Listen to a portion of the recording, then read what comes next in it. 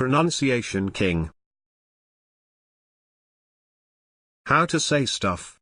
With your host, just in time. Today's word is abdomen.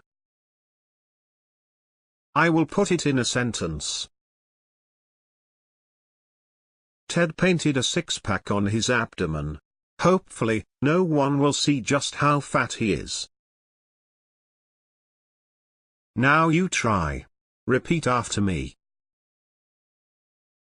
Ted painted a six-pack on his abdomen. Hopefully, no one will see just how fat he is. I hope this helped. Good luck.